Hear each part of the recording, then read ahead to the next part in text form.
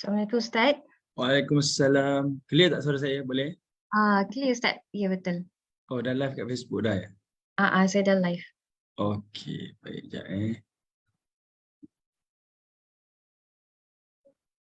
Saya share screen surah ya. Okey, baik. Boleh. Surah At-Tur, surah 52. Kita akan tengok pada ayat sekejap ayat 40.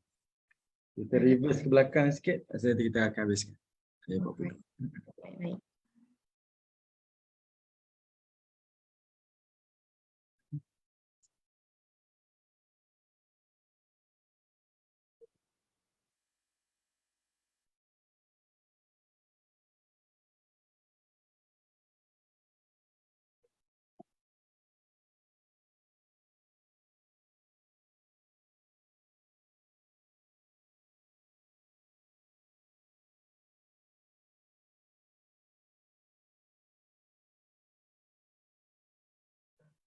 Nampak ke skrin saya Ustaz?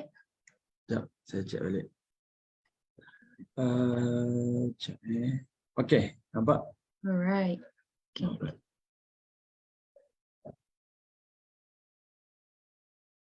Okey, ayat 40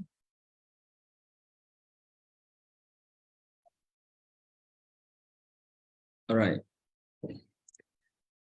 Bismillahirrahmanirrahim. Assalamualaikum warahmatullahi wabarakatuh. Alhamdulillahi rabbil alamin. Nahmaduhu wa nasta'inuhu wa nastaghfiruh wa na'udzu billahi min shururi anfusina wa min sayyiati a'malina. May yahdihillahu fala mudilla lahu wa may yudlil fala hadiya lahu. Asyhadu an la ilaha illallah wahdahu la syarika lah wa asyhadu anna Muhammadan abduhu wa rasuluh. Allahumma himna rushdina wa'idna min syarri nafsina rabbi zidna ilman nafi'a warzuqna fahmah. Allahumma fahman nabiyyin wa hifzal mursalin wa ilhamal malaikatil muqarrabin birahmatika ya arhamar rahimin. Amma ba'. Alhamdulillah.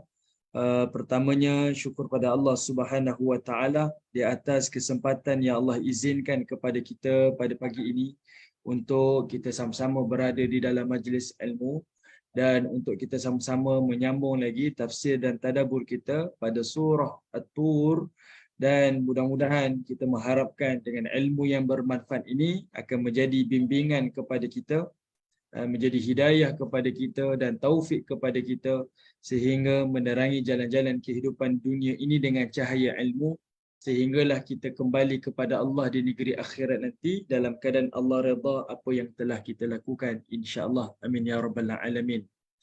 Baik, tuan-tuan, puan-puan, ibu-ibu, ayah-ayah yang dirahmati oleh Allah Subhanahu wa taala. InsyaAllah untuk pagi ini kita akan sambung lagi tafsir dan tadabbur kita, iaitu pada surah At-Tur, surah yang ke-52, dan kita akan sambung pada ayat yang ke-40. Ayat yang ke-40.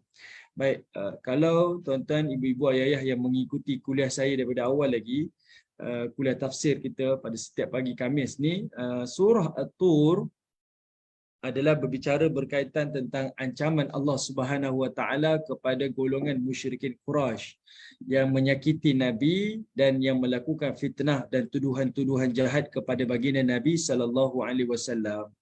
Mereka mengatakan Nabi sallallahu alaihi wasallam sebagai kahin, homo, sebagai majnun, orang yang gila.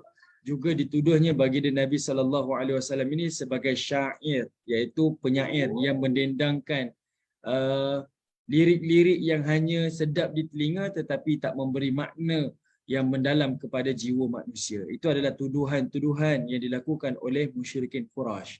Jadi Allah Ta'ala menafikan. Dalam masa yang sama, Allah menyebutkan ancaman-ancaman kepada mereka yang menyakiti baginda Nabi sallallahu alaihi wasallam melalui tuduhan-tuduhan tersebut. Dalam masa yang sama juga pada surah ini Allah Subhanahu wa taala menyebutkan tentang sifat ataupun perangai orang-orang musyrikin Quraisy. Okey, baik. Sekarang kita tengok pada ayat yang ke-40.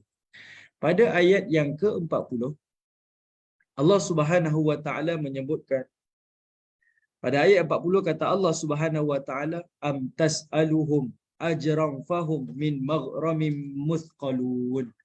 Kalau tuan-tuan perhatikan, daripada ayat 35 sampailah ayat 43 ni, Allah Subhanahu wa taala mendatangkan ayat-ayat yang Allah Taala cuba persoalkan. Kenapa orang musyrikin Quraisy mereka ni melihat kebenaran, mereka melihat Nabi sallallahu alaihi wasallam, mereka dengar ayat-ayat Al-Quran, tapi mereka ni degil nak beriman kepada Allah dan juga Rasul. Kenapa sangat-sangat degil ni? Dia soalannya ayat 35 sampai 42 tu Allah Taala bertanya, bukan untuk dijawab. Tapi pertanyaan itu adalah untuk orang musyrikin Quraisy ni berfikir. Sebab itu kalau ibu-ibu tengok sebelum kita masuk ayat 40, ibu-ibu tengok ayat yang ke-35 dan 36 tu Allah tanya, adakah kamu ni diciptakan oleh sesuatu ataupun kamu yang menciptakan? Itu soalan yang kita kata checkmate lah. Kalau betul lah tak ada Tuhan, kamu ke yang menciptakan diri kamu ataupun kamu diciptakan oleh sesuatu selain daripada Allah? Dan ayat ni ibu-ibu yang dirahmati oleh Allah disebutkan di dalam hadis Nabi sallallahu alaihi wasallam, iaitu bercerita tentang Mut'im bin Adi. Dia ada anak bernama Jubair bin Mut'im. Jubair bin Mut'im ni selepas perang Badar, dia pernah datang ke kota Mekah, ke kota Madinah nak bertemu dengan Nabi. Dia ni orang musyrikin ni. Nak jumpa dengan Nabi, nak minta Nabi ni lepaskan tawanan-tawanan perang Badar ni. Dia datang daripada Mekah ni, orang musyrik ni. Jubair bin Mut'im nama dia. Pergi ke Madinah nak jumpa Nabi, nak minta Nabi lepaskan tawanan-tawanan Badar. Waktu dia sampai dekat Madinah, kebetulan Nabi sedang membaca surah At-Tur. Dan waktu dia dengar tu, Nabi tengah membaca ayat 35, 36 dan ayat yang berikutnya. Kata anak kepada Jubair ni, namanya Muhammad bin Jubair bin Mut'im ni, dia kata apa? Ayah saya ni, dia masuk Islam disebabkan ayat ni. Sebab Allah bertanya dan dia berfikir gunakan akal dia. Yang aku tolak kebenaran ni sebab aku sombong ke, sebab aku ego ke, ataupun ada sebab yang lain yang memang tak ada kebenaran sebenarnya. Muhammad ni bukan membawa kebenaran. Dia tanya pada diri dia. Dan akhirnya membawa kepada pengislaman Jubair bin Mut'im. Itu antara ceritalah. Okay. Baik, sekarang ni Allah Ta'ala datangkan macam-macam pertanyaan. Sampailah ayat yang ke-40 kita sambung. Allah tanya apa? Am tas'aluhum, wahai Muhammad. Kenapa orang musyrikin Quraisy ni tak nak beriman? Adakah sebab am tas'aluhum? Adakah kamu ni tas'aluhum? Muhammad, adakah kamu minta pada orang musyrikin Quraisy ajran? Adakah kamu minta mereka ni upah? Maksudnya setiap kali kamu nak dakwah, kamu minta upah pada musyrikin Quraisy. Ni Allah tanya ni ibu-ibu, bukan sebab Nabi pernah buat, tapi orang Melayu kata apa? Pukul anak, sindir menantu kan? Kita pukul anak kita bukan sebab kita marahkan anak tu, tapi kita nak sindir menantu tu. Jadi Allah tanya pada Nabi ni bukan sebab Nabi buat, tapi adalah untuk sindir orang musyrikin Quraisy. Kamu ni wahai Muhammad, kenapa orang musyrikin tu tak boleh terima kebenaran? Mereka tengok kamu, mereka dengar suara kamu, mereka melihat dakwah kamu. Kenapa mereka tak boleh terima kebenaran? Adakah kamu masa berdakwah minta upah? Adakah kamu berdakwah minta upah? Sampai kata Allah Ta'ala, min maghramin muthqalun. Sampai mereka ni terbeban dengan hutang. Adakah sampai mereka ni terbeban dengan hutang? Sampai mereka kata, oi kami tak nak dengarlah kebenaran daripada mulut Muhammad sebab kami dah banyak hutang dengan Muhammad. Adakah sampai tahap tu kamu buat wahai Muhammad? Sampai orang musyrikin Quraisy tak nak terima dakwah Muhammad. Saya nak bagi gambaran macam ni ibu-ibu.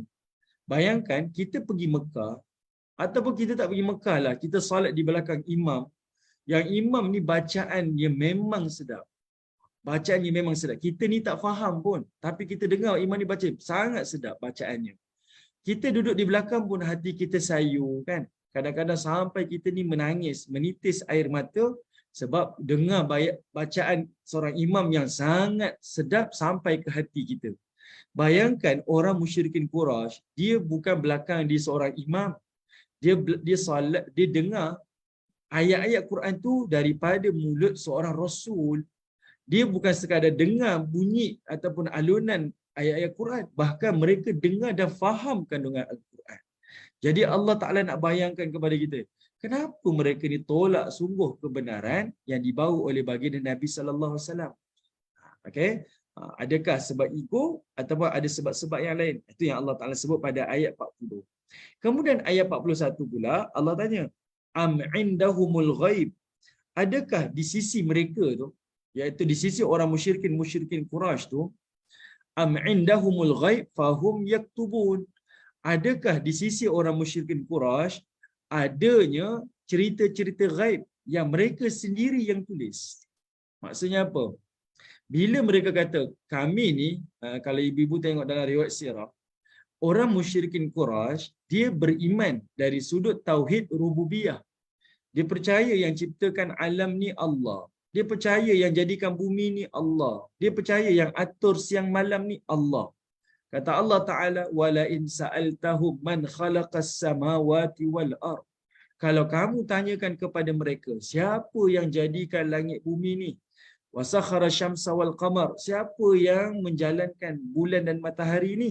La yakulunallah. Pasti mereka kata Allah. Maksudnya tauhid rububiyah yang meyakini, mengatur, menjalankan, mengurus dan mentadbir alam ni, orang musyrikin Quraisy memang percaya Allah. Allah, dia percaya Allah lah yang menjadikan semuanya. Tapi bila Allah turunkan wahyu yang mengatakan Muhammad adalah Rasul, dia tolak. Jadi Allah tanya, adakah orang musyrikin ni dia yang menyalin cerita-cerita gaib ni? Adakah dia tahu siapa yang layak jadi Rasul, siapa yang tak layak jadi Rasul? Kenapa mereka tolak? Adakah mereka yang tahu cerita-cerita gaib? Itu persoalan yang sebenarnya kita tak mampu jawab pun. Jadi Allah bertanya adalah untuk membawa orang musyrikin Quraisy berfikir, ataupun juga secara umum kepada kita dan kepada sesiapa manusia yang memusuhi agama Allah ni, untuk mereka berfikir. Benarkah kita ni tak beriman kepada Allah dan Rasul dia kerana kita ada kebenaran yang lain, ataupun kerana kesombongan kita tak nak menerima kebenaran di hadapan mata kita? Itu persoalan yang Allah timbulkan. Kemudian Allah kata apa lagi? Am yuriduna kaida, ataupun juga kamu ni adakah kamu minta upah wahai Muhammad? Mungkin tidak. Adakah orang musyrikin Quraisy ni yang menulis benda-benda gaib ni? Pun tidak. Lalu Allah kata ayat 42, ataupun mungkin orang musyrikin Quraisy ni telah plan satu benda, iaitu satu perancangan tipu daya. Maksudnya orang Quraisy ni ada rancangan tipu daya. Saya bayangkan kepada ibu-ibu, tengok ayat 42 ni, ayat 42 ni Allah Subhanahu Wa Taala sebut ini ayat Makkiyah. Ayat Makkiyah, zaman Nabi ni minoriti. Zaman Nabi di Mekah minoriti. Manakala orang musyrikin Mekah pula adalah majoriti. Mereka waktu tu berkuasa. Mereka boleh buat apa sahaja. Mereka bahkan tindas dan menzalimi sahabat-sahabat Nabi. Betul? Dia tindas dan zalimi sahabat-sahabat Nabi. Jadinya waktu tu kita boleh faham kenapa Allah Ta'ala boleh kata am yuriduna kaida. Orang musyrikin Quraisy ada perancangan tipu daya. Sedangkan kita tahu mereka masa tu tak ada rasa, mereka tak rasa terancam. Cuma mereka tak suka. Kenapa Muhammad buat kerja dakwah dekat sini ni? Tapi Allah dah sebut dah. Ada perancangan-perancangan daripada orang Quraisy. Perancangan Quraisy ni bukan waktu Mekah. Perancangan Quraisy adalah zaman Nabi dah hijrah ke Madinah. Sampai dia rancang nak bunuh Nabi, perang Badar, kemudian perang Uhud, kemudian perang Khandaq. Sebab Allah sebut benda yang akan datang. Okay? Ini Allah nak bagi tahu pada Nabi ni. Dan orang musyrikin Quraisy, bila Nabi baca ni, mereka dengar. Adakah orang musyrikin Quraisy ni dia merancang sesuatu? Dia tak rancang pun. Sebab zaman tu zaman dia kuat. Dia tak rasa terancam dengan dakwah Nabi. Tak rasa pun. Cuma dia tak suka. Bila Nabi buat, dia tindas. Bila Nabi buat, dia zalimi. Jadi, pertanyaan itu adalah menunjukkan kepada kita, orang musyrik ni tak rancang apa-apa pun. Cuma dia tak suka sahaja. Tapi kenapa dia tolak kebenaran Muhammad? Lalu kata Allah, فَالَّذِينَ كَفَرُوا هُمُ الْمَكِيدُونَ. Tetapi sebenarnya mereka lah orang-orang kafir yang tertipu. Itu yang maksudkan. Tetapi mereka lah orang kafir yang tertipu. Dia tertipu dengan dirinya sendiri. Tertipu dengan kepercayaan mereka sendiri. Lalu Allah Subhanahu Wa Taala pun sebutlah pada ayat yang ke-43. Okey, iaitu am lahum ilahun ghairullah. Ataupun Allah tanya lagi, ataupun orang musyrik ni dia ada Tuhan selain daripada Allah. Atau mungkin orang musyrik ni dia tak nak terima kebenaran Rasul, dia tak nak percaya ada hari akhirat, dia tak nak percaya adanya Quran ni. Kata Allah Ta'ala, mungkin orang musyrikin ni ada Tuhan yang disembah selain daripada Allah. Mungkin. Mungkin. Tapi sebenarnya soalan tu orang musyrik tahu. Sebenarnya dia percaya tidak ada Tuhan selain daripada Allah Ta'ala. Sebab orang musyrikin Quraisy, mereka ni bersyariat dengan syariat Nabi Ibrahim alaihissalam, berpegang di atas agama Hanifah. Cumanya mereka menokok nambah macam-macam amalan yang tak dilakukan oleh Nabi Ibrahim alaihissalam. Okey. Jadi sebab itu Allah tanya, adakah dia ni ada Tuhan selain daripada Allah? Jawapan mesti tak ada. Saya beriman kepada syariat Nabi Ibrahim. Jadi soalan tu tak boleh dijawab sehinggalah Allah kata apa? Subhanallahi amma yusyrik. Maha suci Allah lah daripada apa-apa yang mereka syirikkan. Okey. Baik, jadi daripada ayat 35 sampailah ayat 43 ni, ini adalah persoalan-persoalan yang Allah timbulkan. Tujuan dia adalah untuk orang yang memusuhi agama Allah, yang memusuhi Rasulullah ni berfikir panjang. Saya tolak kebenaran sebab saya berada di pihak kebenaran, ataupun saya tolak kerana kesombongan diri saya sendiri. Itu pertanyaan yang kita kena tanya pada diri kita sendiri. Okey, yang itulah yang Allah sebut pada ayat-ayat ini. Ayat 35 sampailah ayat 43. Okey, baik. Ibu-ibu yang dirahmati oleh Allah. Kemudian, kita masuk ke fasa yang paling akhir sekali, ayat 44 sampai ayat 49. Okey, pada ayat 44 dan ayat 49 ni, Allah Ta'ala sebut. Tengok ibu-ibu. Ibu-ibu yang dirahmati oleh Allah, kata Allah Ta'ala, wa in yarau kisfam minas sama'i saqita yaqulu sahabum marqum. Kata Allah Subhanahu wa Ta'ala, wa in yarau kisfam minas sama', kalaulah mereka melihat adanya potongan-potongan daripada langit itu, saqita, iaitu potongan itu terjatuh. Maksudnya orang musyrik ni sampailah satu tahap, Allah bayangkan kalau kamu datangkan pada orang musyrik ni, adanya langit tu dipotong-potong dan langit tu jatuh, langit tu runtuh. Allah kata sakit. Sakit ni dalam bahasa Arab dia macam ni. Kita pegang ni, kita lepaskan. Itu nama sakit. Okey. Jadi Allah kata kalau langit ni runtuh, langit tu dijatuhkan dan mereka lihat dengan perkataan yarau. Yarau kita dah sebut banyak kali dah dalam bahasa Arab. Yarau ni dalam bahasa Arab artinya melihat. Dia datang daripada kata akar dia iaitu ro'a. Kan dalam bahasa Arab melihat ni ada 3 kan. Dia ada ro'a, dia ada nazara, dia ada basara. Okay? Kalau ro'a melihat dengan mata, kita tengok depan mata, itu ro'a. Ataupun yarau, ataupun tara. Itu perkataan yang sama. Kalau dia melihat dengan akal, melihat dan dia berfikir, itu namanya nazar. Sebab itu Allah kata afala yanzuru. Kan kita guna perkataan yanzuru, nazara. Kamu melihat dan kamu berfikir. Kita kata melihat dengan akal lah. Manakala basar, iaitu dia melihat dengan mata hati dia. Jadinya Allah Ta'ala sebut kat sini wa iyarau. Kalaulah orang musyrikin ni dia tengok dengan mata dia, maksudnya dia bukan mengandaikan. Dia tengok secara jelas dengan mata dia.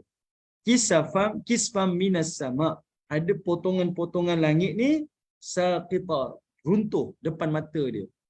Yaqulu, kata Allah Ta'ala, nescaya orang musyrik ni akan kata apa?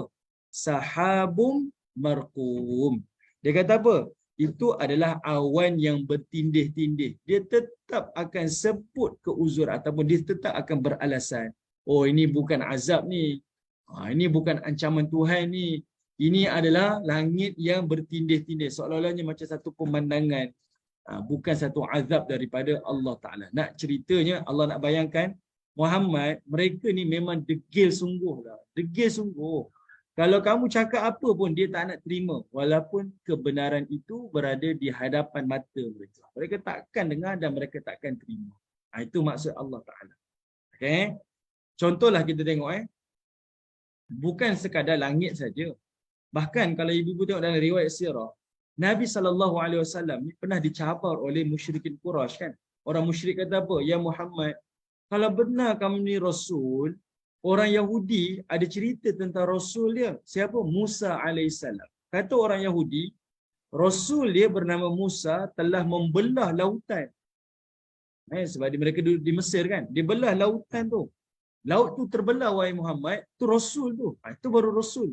Sekarang ni, wahai Muhammad, kalau benar kamu Rasul, nah, kamu belahlah bulan tu. Ini cabaran orang Quraisy. Cabaran orang Quraisy. Muhammad, kamu belahlah bulan tu kalau betul kamu Rasul. Musa Rasul, dia belah lautan. Semua orang beriman dengan dia. Kamu kalau benar Rasul, kamu belah bulan ni. Sebab lautan tak ada dekat tengah-tengah Mekah ni. Yang ada bulan. Belah bulan. Dan kita fikir dari sudut logik, lagi susah lah.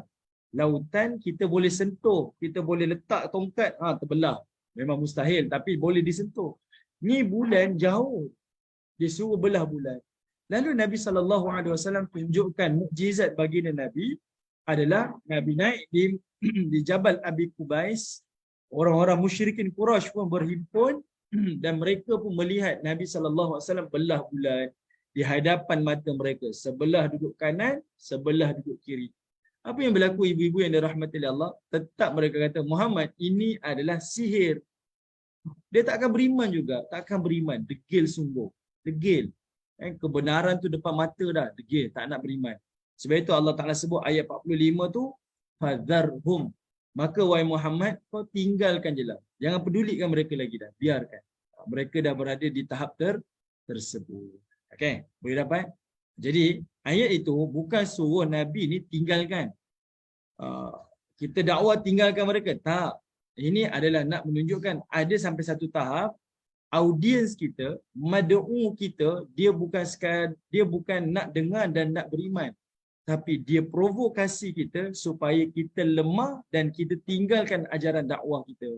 Maka waktu tu Allah Ta'ala ajarkan kepada Nabi, fadharhum. Kalau kamu dah sampai tahap jumpa orang macam ni, maka abaikanlah, tinggalkanlah. Dan bukan lagi tanggungjawab kepada kamu untuk menyampaikan. Sebab itu adalah sifat dan sikap mereka, kedegilan mereka, kesombongan mereka, tak nak beriman kepada Allah dan juga Rasul. Okay. Itu yang Allah Ta'ala sampaikan. Okay. Perkataan fadharhum. Okay. Itu salah satu contoh, iaitu peristiwa di bulan kan, di belahnya bulan. Ada satu lagi peristiwa, saya selalu sebut dalam kuliah-kuliah sirah saya pun, iaitu cerita yang paling masyhur. Disebutkan dalam kitab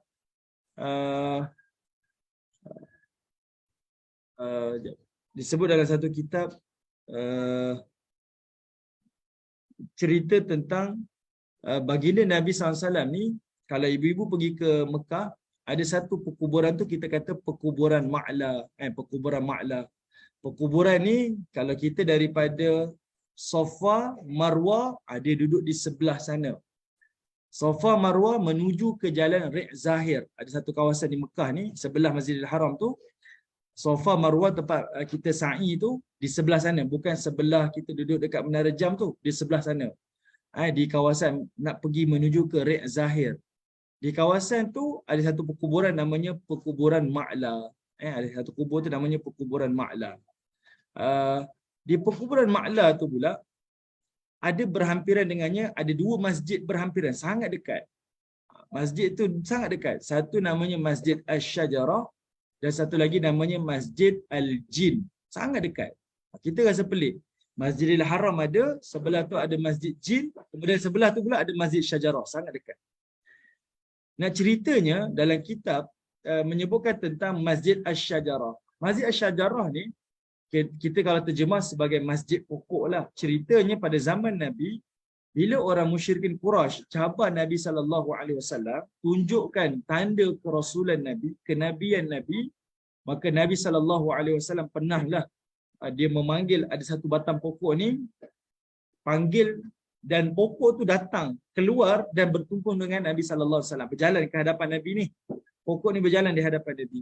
Dan pokok ni mengucapkan kalimah La ilaha illallah Muhammadur Rasulullah. Ni disaksikan oleh Nabi dan para sahabat dan juga orang musyrikin Quraisy. Semua orang perhatikan benda tu. Pokok tu berjalan, datang. Bukan Nabi mendatangi dia. Pokok tu mendatangi Nabi. Dan pokok tu mengucapkan kalimah syahadah. Dan Nabi perintahkan pokok tu kembali ke tempat asalnya. Dan orang musyrik kata apa? Muhammad, itu adalah sihir. Kebenaran depan mata dah. Lalu dia kata itu adalah sihir. Maka apa yang berlaku waktu itu ibu-ibu? Waktu tu bila berlaku macam tu, maka mereka pun menolaklah kebenaran daripada baginda Nabi sallallahu alaihi wasallam. Sebenarnya kita bukan nak cerita tentang perkara-perkara yang luar biasa. Tapi kita nak cerita apa? Mereka ni sepatutnya melihat Nabi pun kita tahu Muhammad ni adalah kebenaran. Kita sendiri tak pernah jumpa Nabi. Kita baca kitab yang dikarang oleh Al-Imam Tirmizi, kitab Syama'il Muhammadiyah. Macam mana rupa paras Nabi, macam mana akhlak Nabi, macam mana Nabi berjalan, Nabi makan, Nabi tidur. Dia sebut detail. Kita baca pun, kita boleh bayang, betul lah indah sungguh rupa paras Nabi ni. Tapi orang musyrik ni dahlah melihat Nabi, kenal Nabi, dia tahu Nabi tak pernah bohong. Bahkan dia dah pernah tengok mujizat Nabi tapi tetap menolak dakwah Nabi sallallahu alaihi wasallam. Yang itulah yang Allah sebut pada ayat 44. Kamu datanglah apa-apa tanda pun tunjuk depan mata mereka, mereka tetap akan nafikan. Okey, saya nak bawa satu hadis. Ada satu hadis yang diriwayatkan daripada riwayat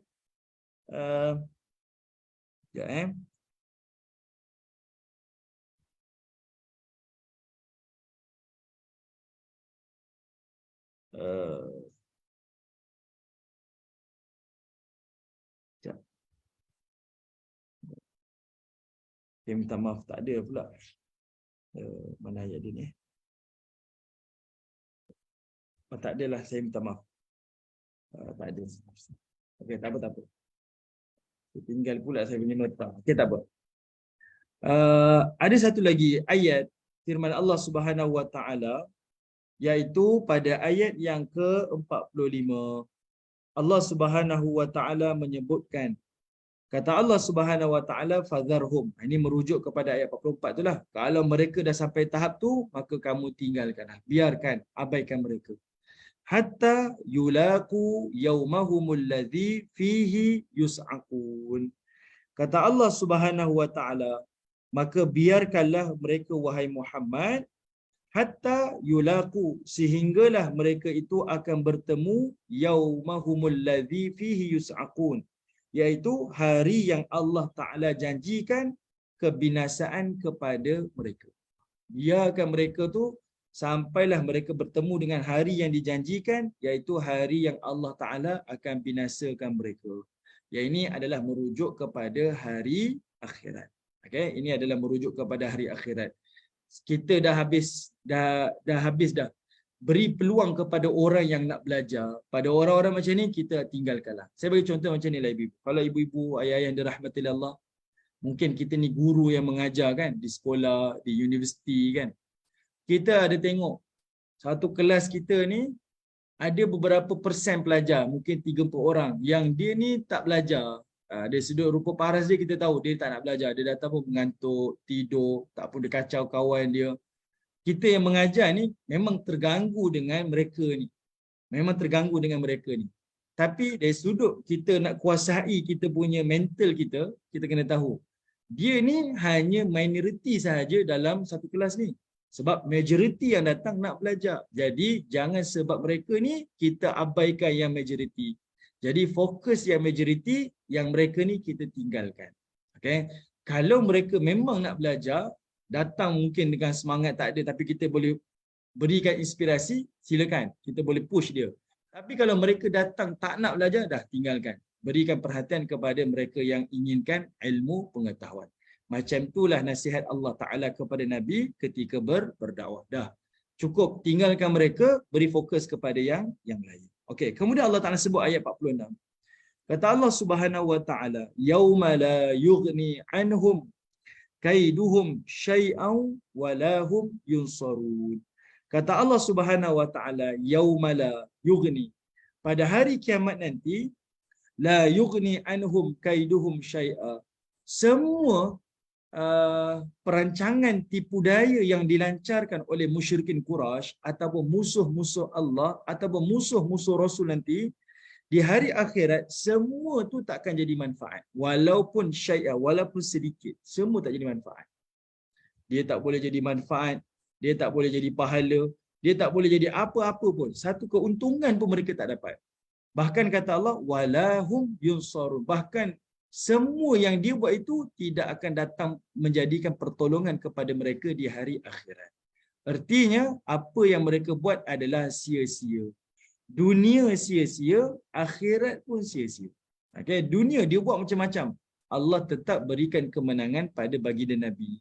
Dan di hari akhirat, mereka buatlah di dunia macam-macam pun, belanjalah macam-macam pun untuk menjayakan misi menghancurkan agama Allah. Dunia dia rugi, akhirat lebih rugi. Sesuatu tu pun tak jadi manfaat dan sesuatu itu pun tidak menjadi penolong bagi mereka di hari akhirat. Itu mesej yang Allah Ta'ala nak sampaikan. Sebab itu Allah kata pada Nabi SAW, cukup dah, biarkan mereka. Ayat yang ke-47, kata Allah Subhanahu Wa Ta'ala, wa inna lilladzina zalamu azaban duna dhalik walakinna aktsarahum la ya'lamun. Baik, kata Allah Subhanahu Wa Ta'ala, kata Allah Subhanahu Wa Ta'ala, wa inna lilladzina zalamu, dan sesungguhnya untuk orang-orang yang menzalimi diri mereka sendiri, untuk orang-orang yang zalim, maksudnya mereka ni orang yang melakukan kejahatan lah, yang melakukan permusuhan kepada Allah. Mereka menzalimi diri mereka sendiri sebab mereka memilih untuk bermusuh dengan Allah dan juga bermusuh dengan Rasul dia. Kata Allah, untuk orang-orang yang menzalimi diri mereka ini adanya azaban duna dhalik, adanya azab selain daripada itu. Okey, ibu-ibu perhatikan perkataan azaba. Okey, perhatikan perkataan azaba pada ayat 47. Baik, azaba dekat sini adanya azab. Azab ni apa? Azab ini adalah merujuk kepada azab di dunia. Ayat ini merujuk kepada azab di dunia. Okey, kenapa ada azab di dunia? Sebab Allah Ta'ala sebut tadi, ayat 46, mereka ni akan diazab di hari akhirat. Okey, mereka ni akan diazab di hari akhirat. Apa perancangan tipu daya mereka lakukan dekat dunia, hari akhirat dia tak dapat manfaat, dia tidak dapat keuntungan, dia tidak dapat penolong. Bahkan dia dapat azab di hari akhirat. Akhirat dapat azab, dunia pun dapat azab. Sebab itu ayat 47 tu kata Allah, orang-orang ni yang menzalimi diri mereka, adanya azab bagi mereka. Azab ni apa? Okey. Azab ni ada beberapa tafsiran. Tafsiran yang pertama, kalau ayat ini merujuk kepada musyrikin Quraisy yang memang diturunkan untuk mereka, azab dekat sini adalah merujuk kepada kekalahan mereka di dalam peperangan Badar. Sebab ini ayat Makkiyah ni, ayat di zaman Mekah. Jadi fasa lepas ni adalah mereka tak sedar yang mana mereka akan bertemu dengan Nabi di dalam peperangan Badar, dan itu adalah kekalahan yang paling terburuklah bagi orang musyrikin Quraisy. Sebab apa? Semua pembesar-pembesar Quraisy semuanya mati di dalam peperangan Badar. Okey, yang tinggal seorang je, iaitu Abu Sufyan. Itu pun sebab Abu Sufyan tak menyertai perang Badar. Dia hanya membawa pulang balik, iaitu harta-harta dagangan daripada Syam menuju ke kota Mekah Mukarramah. Itu saja. Sebab itu dia selamat. Yang lain semuanya mati. Abu Lahab yang tak pergi perang pun mati juga di kota Mekah. Sebab ada pergaduhan di antara dia dengan hamba kepada pakcik baginda Nabi SAW. Abu Lahab pun mati walaupun dia tak pergi peperangan Badar. Okey, jadi Allah Taala sebut azab tu adalah mereka ni akan kalah teruk di dalam peperangan Badar. Sebab itu kalau kita baca surah Sajadah, Allah Taala sebut apa? Walanuziqannahum minal azabil adna dunal azabil akbar, kata Allah. Ada dua azab yang ditempuh oleh orang-orang yang tak beriman pada Allah. Azabil adna, ada azab yang Allah dekatkan, iaitu azab di dunia. Dan ada satu lagi azab namanya azabil akbar, iaitu azab yang besar adalah azab di hari akhirat. Azab dekat dunia ni, kalau dalam konteks ayat ni adalah merujuk pada kekalahan di dalam peperangan Badar. Pada ayat yang lain, kalau untuk umum macam kita ni tuan-tuan, dia adalah merujuk kepada azab dekat dunia. Apa azab dekat dunia? Kita akan rasa gelisah, kita rasa tak tentram, kita rasa tak tenang, kita dihimpit dengan musibah, kita dihimpit dengan kesusahan dan macam-macam ujian-ujian yang Allah akan timpakan kepada mereka. Okey. Yang ini perkara yang kita tak boleh nafikan. Okey. Sebab itu saya tak ingat ada kalam ulama ni dia menyebutkan tuan-tuan, kalau kita ditimpa musibah, jangan kita ceritakan kepada orang lain. Kalau kita ditimpa musibah, jangan ceritakan kepada orang lain. Sebab musibah yang ditimpakan kepada kita itu adalah keaiban kita. Kerana musibah itu atas kerana kesalahan dan dosa yang kita lakukan. Sebab musibah ni kan menghapus dosa kan. Jadi dia datang tu adalah menghapuskan dosa kita. Dosa yang telah kita lakukan, dia mengundang musibah. Jadi sebab itu jangan diceritakanlah musibah yang kita hadapi, ujian yang kita hadapi ni jangan cerita pada orang lain. Jadi ayat ini dia ada dua tafsiran. Satu, azab di dunia ni merujuk pada perang Badar. Satu lagi azab dekat dunia ni adalah merujuk kepada macam-macam musibah yang Allah turunkan. Salah satunya kegelisahan. Macam-macam lah, macam-macam bentuk yang Allah Ta'ala akan timpakan kepada manusia. Okey, kerana apa? Menzalimi diri mereka, menolak kebenaran daripada Allah dan juga Rasul. Lalu kata Allah Subhanahu Wa Ta'ala, walakinna aktsarahum la ya'lamun. Kata Allah Subhanahu Wa Ta'ala, okay, ini saya ambil daripada kata-kata Al-Hafiz Ibn Kathir. Dia kata apa? Perkataan walakinna aktsarahum la ya'lamun. Akan tetapi majoriti mereka ni yang menzalimi diri ni dia tak tahu pun benda ni. Kata Al-Hafiz Ibn Kathir, dia kata apa? Allah akan menyeksa orang-orang zalim ini, orang-orang yang bermusuh dengan Allah ni di dunia dengan Allah menguji mereka dengan musibah. Allah uji mereka dengan musibah. Allah datangkan musibah pada mereka. Tapi musibah itu bukan sekadar untuk Allah sakiti mereka. Tidak sebenarnya. Kata Al-Hafiz Ibn Katsir adalah tujuannya supaya mereka itu kembali ke jalan yang benar. Maksudnya dia ditimpa musibah, tersedar. Dan akhirnya kembali kepada Allah Ta'ala. Itu matlamat sebenarnya. Okay? Itu matlamat. Macam kita lah. Waktu kita sihat ni, jarang-jaranglah kita ni dalam keadaan, bukan kita lah, orang lain lah, jarang-jarang mengingati Allah. Tapi waktu kita susah, semisal macam musim kita kena lockdown, waktu itulah kita rasa susah, tak boleh bekerja, tidak ada pendapatan. Waktu itulah ramai yang berdoa kepada Allah, merintih kepada Allah, minta Allah datangkan pertolongan. Tapi waktu kita senang, jarang-jarang kita mengingati Allah. Itu contoh. Tujuan musibah itu didatangkan bukan untuk menyakiti sahaja. Tapi yang lebih utama adalah untuk menyedarkan kita agar kembali kepada Allah Ta'ala. Saya bagi contoh paling mudah lah. Kita biasa sangat ingat doa makan. Ingat doa makan. Tapi jarang-jarang kita ingat doa selepas makan. Kenapa? Sewaktu kita nak makan tu kita tengah lapar. Waktu tu memang ingat baca bismillah. Tapi doa lepas kenyang tu, dah makan, dah kenyang, dah dapat nikmat, jarang-jarang nak kata ya Allah terima kasih bagi nikmat. Jarang-jarang. Ada orang baca tapi majoriti tak baca. Okey. Doa makan semua hafal. Doa selepas makan jarang-jarang yang hafal. Sebab bila kita dah dapat nikmat, jarang-jarang kita mengingati Allah Subhanahu Wa Ta'ala. Jadi Allah datangkan ujian untuk manusia ingat kepada Allah Ta'ala. Sebab itu, selepas banyak peristiwa kalau kita belajar sirah, daripada satu peperangan ke satu peperangan, ramai kalangan orang musyrikin Quraisy akhirnya beriman kepada Allah dan Rasul. Sedangkan Nabi duduk Madinah dah. Nabi tak berdakwah di kota Mekah macam zaman Nabi di Mekah. Tapi kekalahan demi kekalahan di dalam peperangan, dalam kalangan musyrikin Quraisy, selepas perang tu kalahnya mereka, pasti ada kalangan musyrikin Quraisy yang akan beriman dengan Allah dan Rasul. Seperti misal kisah Khalid bin Al-Walid. Khalid Al-Walid ni dia musyrikin. Dia menyerang Nabi dalam peperangan Uhud. Bahkan dialah yang menghalang Nabi daripada masuk kota Mekah waktu Nabi nak membuat umrah. Nabi nak buat perjanjian Hudaibiyah. Sebelum Nabi buat perjanjian Hudaibiyah, Nabi nak buat umrah. Orang musyrik halang Nabi jangan masuk. Yang jadi ketua, kita kata ketua yang buat roadblock ni adalah Khalid bin Al-Walid. Khalid tak bagi Nabi masuk. Sampailah akhirnya berlaku sulhu Hudaibiyah, perjanjian damai Hudaibiyah. Lepas tu Nabi pulang. Waktu Nabi pulang tu Khalid Al-Walid datang kepada Nabi beriman kepada Allah dan Rasul. Sedangkan Nabi dah tak ada dah kerja dakwah di kota Mekah. Nabi dah duduk Madinah dan Nabi dah buat kerja dakwah di tempat lain kan. Tapi akhirnya Khalid yang datang dan beriman kepada Allah dan Rasul. Sebab apa?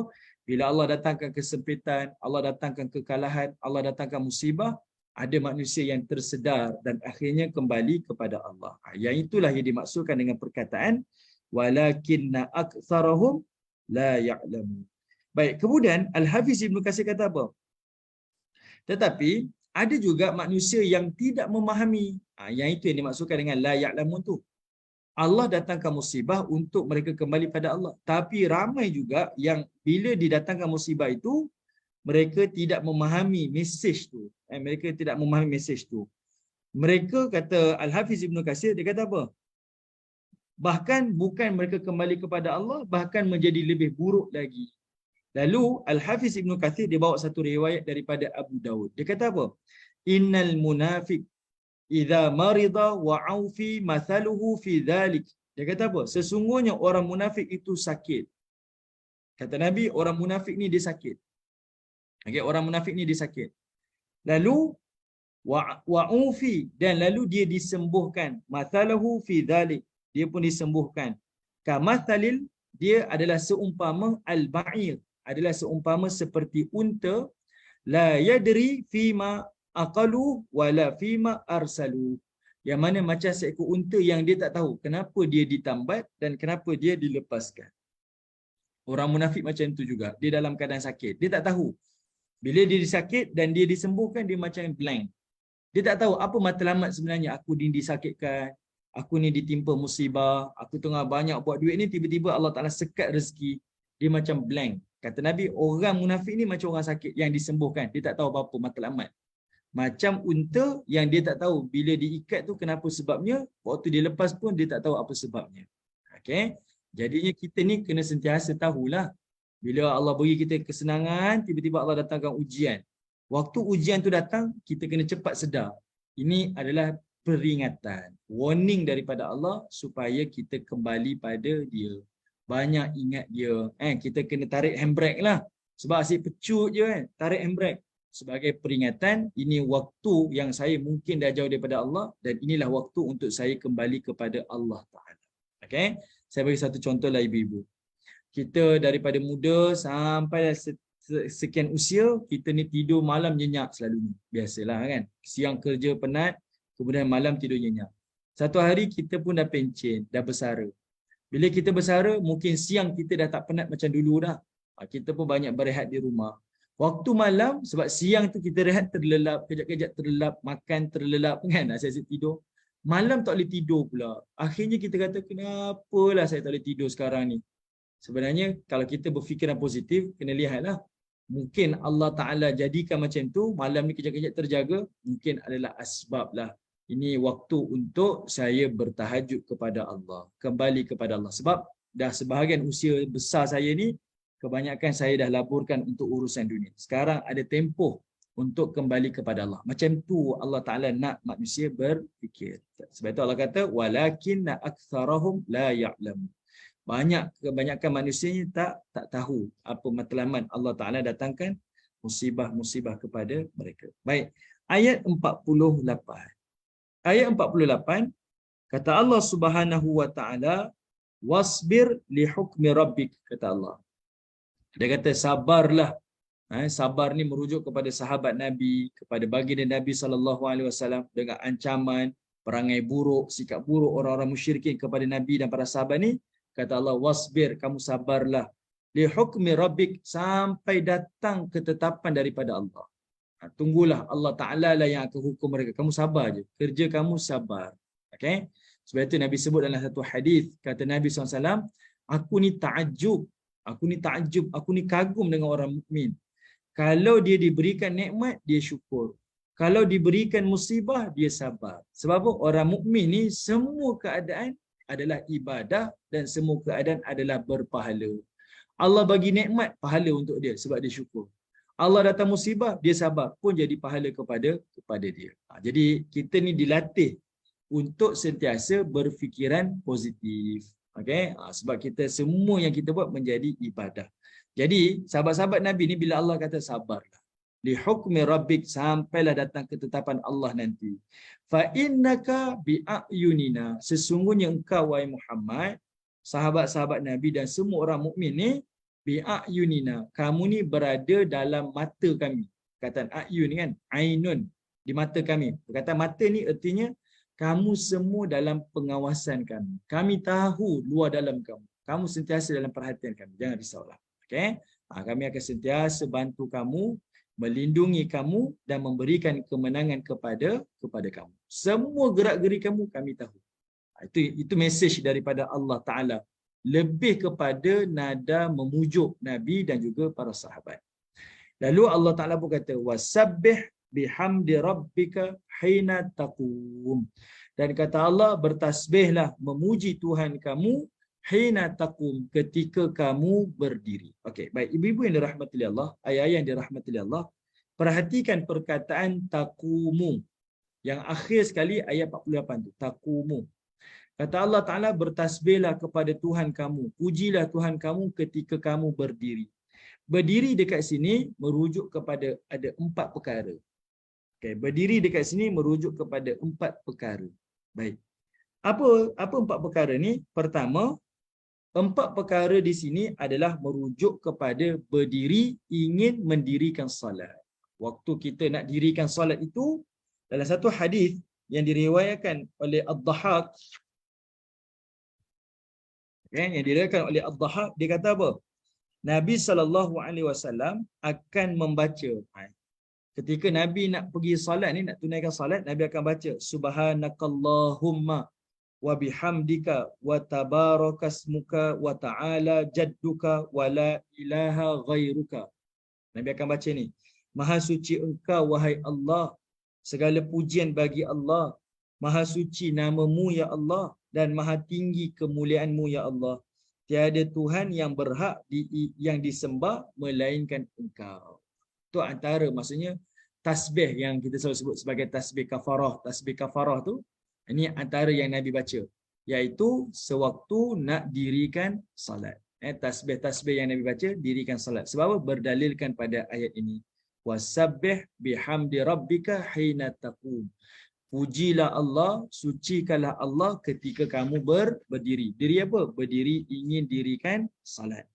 Kemudian ada satu lagi riwayat, iaitu daripada Al-Imam Bukhari dan juga Al-Imam Muslim, bercerita tentang Umar Khattab. Umar pun dia buat benda yang sama. Sewaktu Umar Khattab nak dirikan salat, maka Umar akan membaca tasbih seperti mana yang saya bacakan tadilah. Itu adalah tasbih yang dibacakan oleh baginda Nabi SAW sebelum mendirikan salat. Nanti saya share lah teks dia. Cuma dekat sini saya tak dapat tunjuk. Nanti saya akan share teks dia. Okey, itu yang pertama lah. Bila Allah Ta'ala perintahkan, sucikan Allah, puji Allah ketika berdiri, tafsiran pertama adalah berdiri ketika nak salat. Berdiri ketika nak salat. Tafsiran yang kedua, hina taqumu, puji Allah, tasbih kepada Allah ketika berdiri, adalah merujuk kepada ketika bangun daripada tidur. Lepas kita bangun dari tidur, kita nak berdiri kan? Jadi, baca tasbih ni. Tasbih ni. Iaitu Nabi SAW sebut dalam riwayat Al-Bukhari, Nabi sebut apa? La ilaha illallah wahdahu la syarikalah. Lahul mulku wa lahul hamdu wa huwa ala kulli syai'in qadir. Subhanallah walhamdulillah wa la ilaha illallah wallahu akbar wa la hawla wa la quwwata illa billah.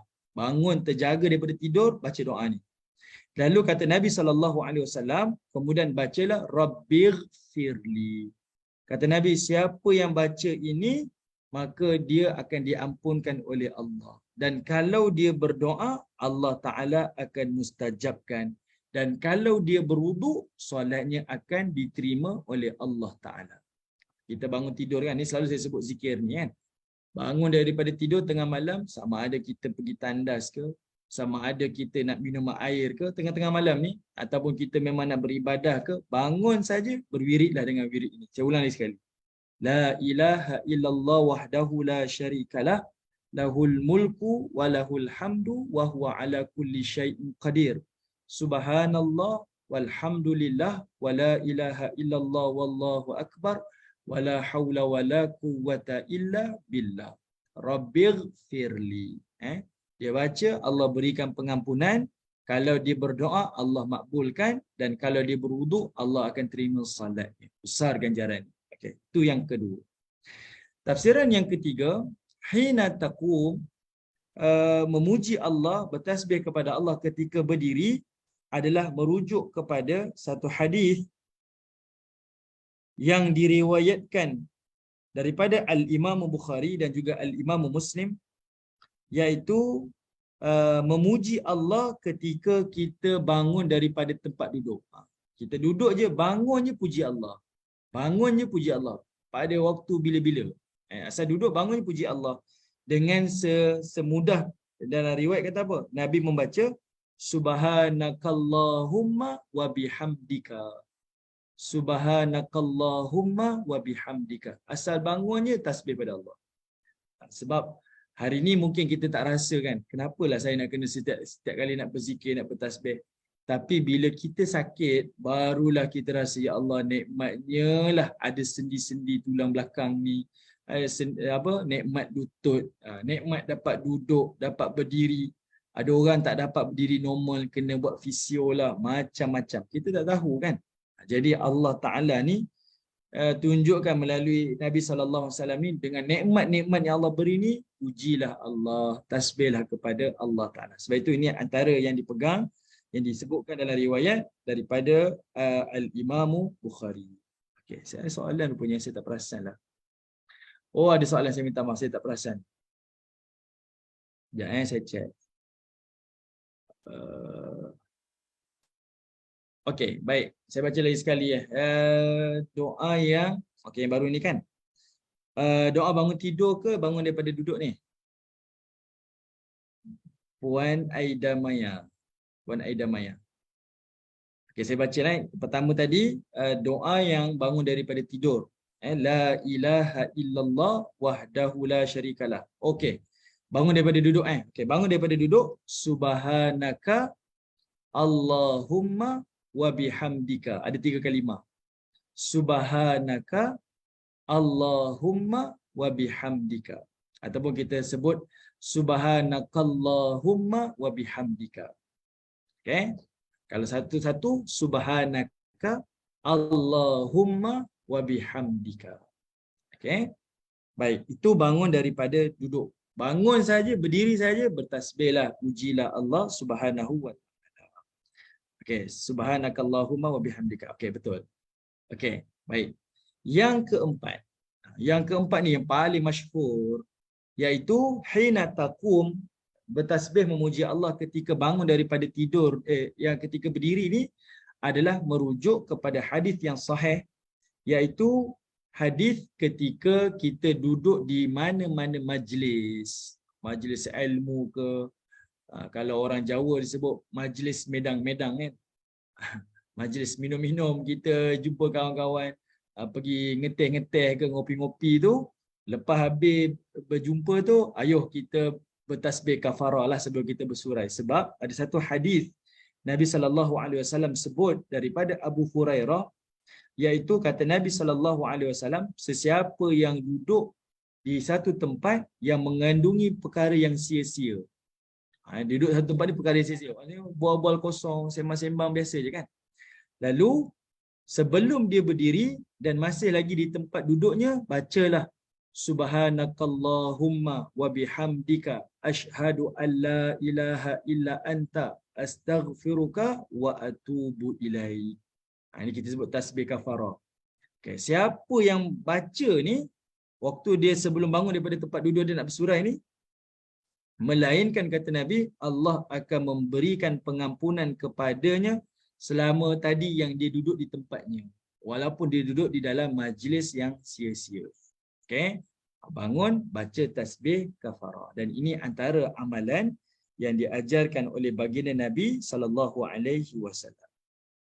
Okey, baik, ni adalah empat terjemahan perkataan taqumu, bertasbihlah kepada Allah ketika berdiri.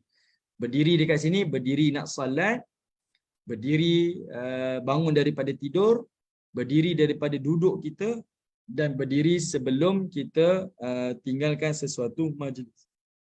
Majlis ilmu pun boleh, ataupun majlis-majlis yang lain pun boleh. Kita ada reunion dengan keluarga kita kan, reunion makan-makan.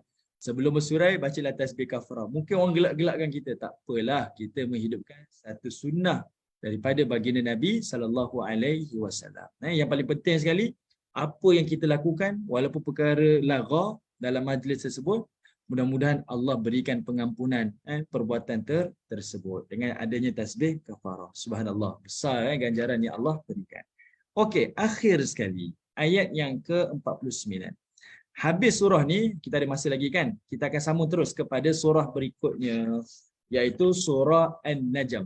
Nanti kita sambung Okey. Ayat 49 Allah kata apa? Wa minal laili fasabbihu wa idbarun nujum. Kata Allah Subhanahu wa taala, dan juga daripada waktu malam. Tadi Allah kata bertasbihlah kepada Allah ketika kamu nak bangun. Lalu kata Allah, dan pada sebahagian malam, wa minal lail, dan juga daripada sebahagian malam, fasabbihu, dan bertasbihlah kepada Allah, wa idbarun nujum, ketika mana terbenamnya bintang-bintang.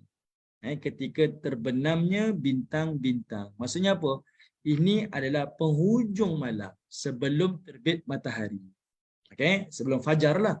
Sebab terbenam bintang artinya naiknya matahari kan. Malam tu dah berhujung, maka disebut terbenam bintang. Okey, maka muncullah matahari. Jadi di penghujung malam tu bertasbihlah kepada Allah, memujilah Allah Subhanahu wa taala. Jadi kita dapat beberapa pengajaranlah dekat sini. Iaitu ayat 48 tadi tu, bertasbihlah kepada Allah, pujilah Allah pada 4 tempat. Manakala ayat 49, bila Allah kata apa? Bertasbihlah kepada Allah pada waktu penghujung malam sebelum terbit matahari ini adalah merujuk kepada solat sunat fajar. Okey, ini adalah merujuk kepada solat sunat fajar.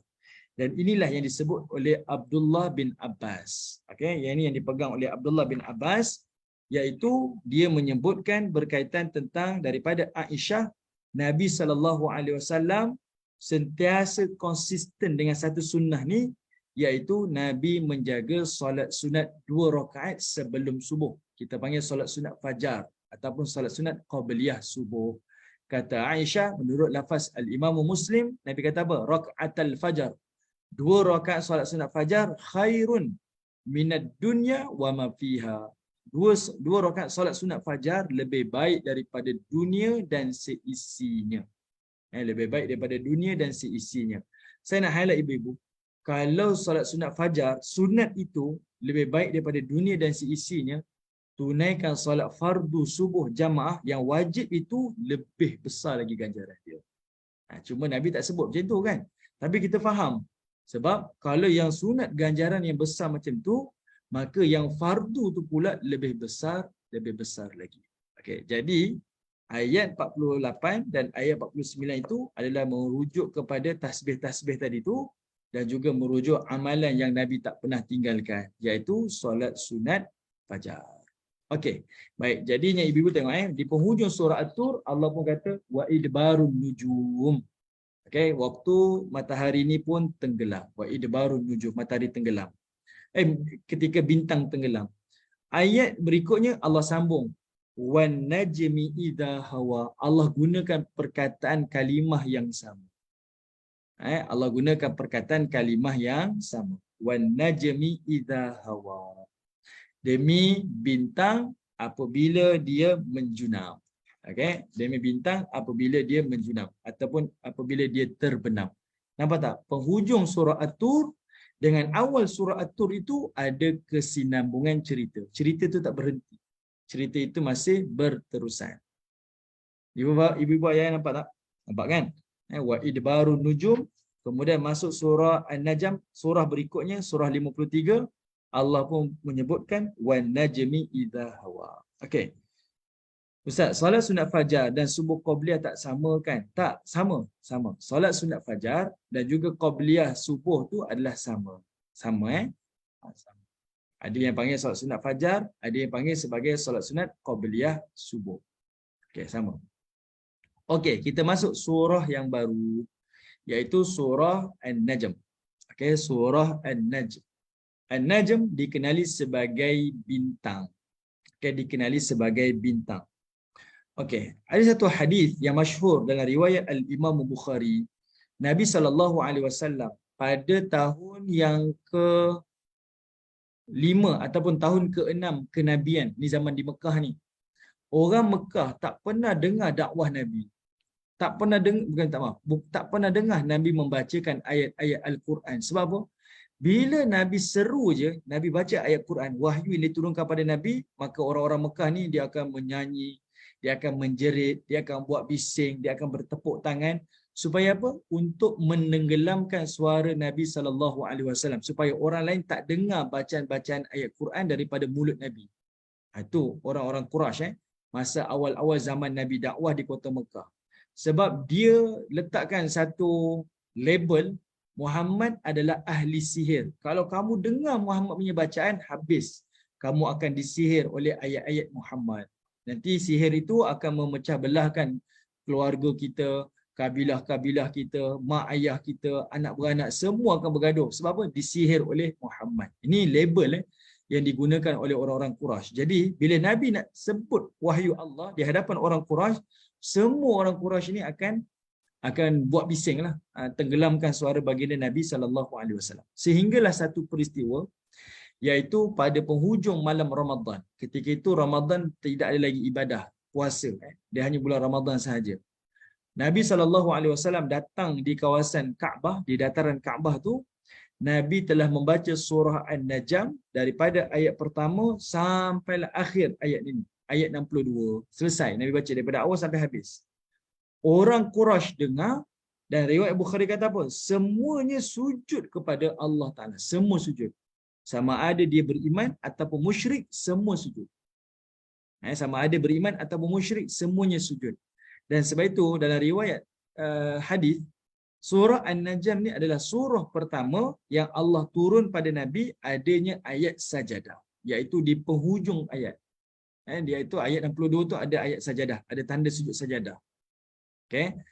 Jadi Nabi SAW bila baca je, lahali Nabi SAW sujud.